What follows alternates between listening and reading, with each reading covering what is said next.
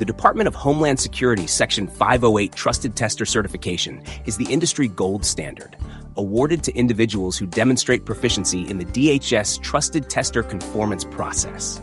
The benefits are significant, including better job marketability, increased quality and testing consistency, and obtaining a DHS Trusted Tester certification with your own unique ID number.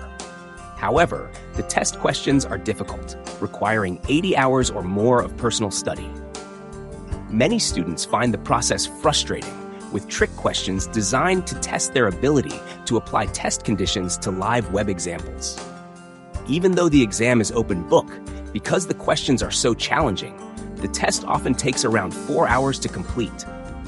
The multiple choice questions are weighted based on the best possible answer, and students must navigate live web pages under specific test conditions, using tools like Andy and Color Contrast Analyzer.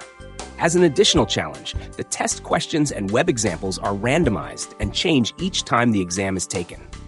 After passing the practice 100-question tests with a score of 85% or higher, students are then eligible to take the final exam. To pass the final exam, students only have 3 opportunities to take the test within a 3-day period. One of the keys to understanding the trusted tester process and passing the exam is to learn to think like a DHS tester, and that's where we can help. We focus on the key learning objectives for better comprehension and clarity to not only pass the exam, but to gain confidence in your testing abilities. All of the 20 topics are covered, along with the associated test IDs and testing conditions, making them easy to understand and applicable to the exams. Save time and fast-track your learning while gaining valuable knowledge and experience as you master the DHS trusted testing process.